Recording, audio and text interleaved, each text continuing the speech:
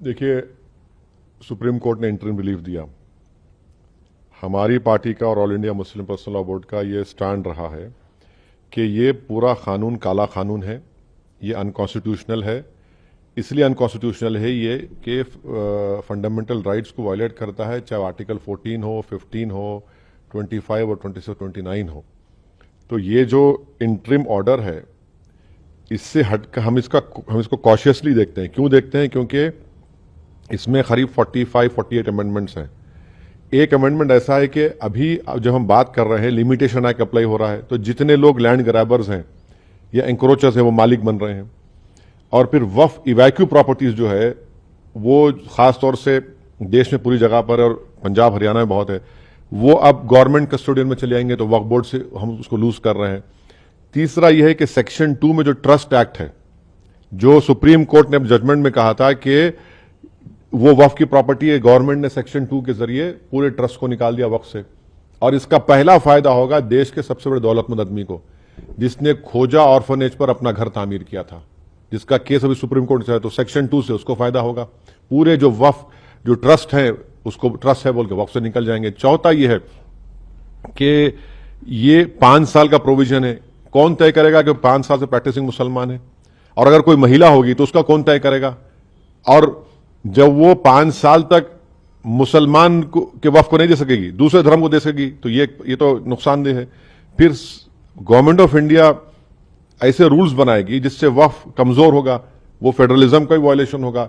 Collector आज भी किसी मुतवल्ली को ऑर्डर दे सकता है कि भैया आप इस तरह का काम करो, जो उस मुतवल्ली और उसके वाकिफ के खिलाफ होगा। अगर नहीं सुनेगा तो जेल को जाएगा।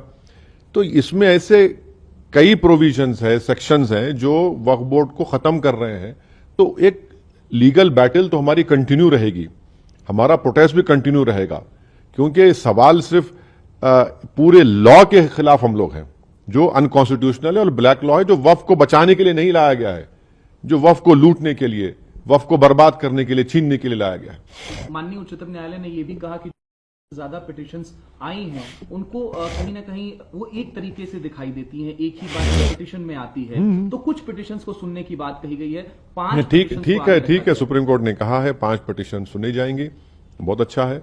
हम तो यही चाहेंगे कि ऑनरेबल सुप्रीम कोर्ट इसको जल्द से जल्द सुने, क्योंकि इसमें ऐसे कई सेक्शंस हैं जिससे वक्फ को खत्म किया जा रहा है।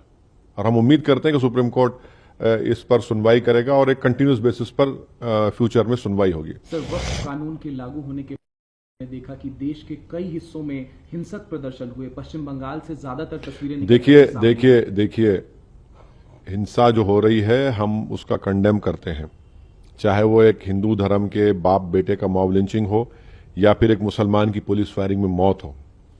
मगर सरकार ने यह कानून क्यों लाया? आपने इस तरह का कानून बनाकर भारत के सोशल फैब्रिक को वीक कर दिया। आपने इस तरह का कानून बनाकर भारत की जनता को पैगाम दिया कि हिंदू धर्म के एंडोमेंट बोर्ड, बौद्ध धर्म के, जैन धर्म के, सिखों के गुरुद्वारा प्रबंधक कमेटी के लिए कानून होगा और मुसलमानों के लिए अलग कानून होगा। ये आपने किया ना काम, सरकार ने किया काम कि आपने बताया, ये नफरत की मिसाल, आपने डिस्क्रिमिनेशन की मिसाल आपने कायम की है।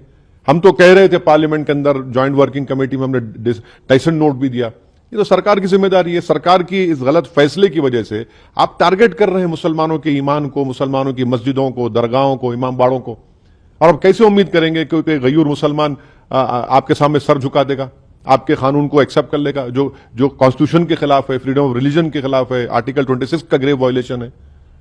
कल सीजे पर चिंता व्यक्त की थी जिस तरीके से हिंसा हो रही थी सर, और कहीं ना कहीं अब आगे किस राह पर देखिए हम वायलेंस के खिलाफ थे, हैं और रहेंगे, मगर प्रोटेस्ट हमारा अधिकार है। हम जनता के दरमियान में जाएंगे, अपनी बात को रखेंगे, प्रोटेस्ट होगा। All India Muslim personal law board ने जो प्रोटेस्ट का प्रोग्राम बनाया, हम उसकी सपोर्ट करते आए, सपोर्ट करेंगे। ह्यूमन चेन का उन्होंने ऐलान किया, एक डेट को ह्यूमन चेन होगी, एक तारीख के दिन कोई डेट अनाउंस होगा जिसमें 10 मिनट के लिए लाइट बंद होगी, महिलाओं का प्रोटेस्ट होगा। प्रोटेस्ट तो डेमोक्रेसी की रूह है भाई, पर अगर प्रोटेस्ट नहीं होगा तो फिर डिक्टेटरशिप रह जाएगी, फिर जमहूरियत कहां रहेगी, लोकतंत्र कहां रहेगा? प्रोटेस्ट पीसफुल होना चाहिए और पीसफुल होगा इंशाल्लाह। मैं आपको उदाहरण देता हूं। मानिए कि आप खान पान के मामले में आप वेजिटेरियन हैं, हम नॉन वेजिटेरियन हैं। अब कोई एक कानून बनाए कि हमारा जो समाज है वो सिर्फ वेजिटेरियन खाना ही खा सकता है, तो नॉन वेजिटेरियन का अधिकार नहीं है नॉन वेजिटेरियन खाना खाने का। कोई ये कानून बनाए तो स्टेज जो कोर्ट है इस पर चर्चा सुनना चाहेगा। ये तो नहीं कहेगा कि नहीं हम खाते हैं, हम मांस खाते हैं तो इसलिए हम मांसाहारी हैं तो हम आपको भी सपोर्ट कर देंगे, ऐसा नहीं है। वो कहेगा हमको अपना संविधान देखने दीजिए, संविधान क्या कहता है। संविधान कहता है कि आप गौ रक्षा करो, ये संविधान कहता है। लेकिन संविधान क्या ये कहता है कि आप हर जानवर की रक्षा करो, भेड़ बकरी की भी रक्षा करो, आप क्रूल्टी ना करो, चाहे चिड़िया हो चाहे जानवर हो, अब वो ना करो, वो संविधान कहता है। लेकिन उसके बाद संविधान आपको अपने खान पान का तरीका अपनाने का अधिकार देता है। तो वो कहां तक अधिकार है कहां तक नहीं है, ये अगर ऐसा कोई कानून बने तो उस पर कानून पे चर्चा कोर्ट कराएगा कि आप बताइए कि आप सही हो या वो सही है, और समाज में क्या बात सही है, क्या होना चाहिए क्या नहीं होना चाहिए।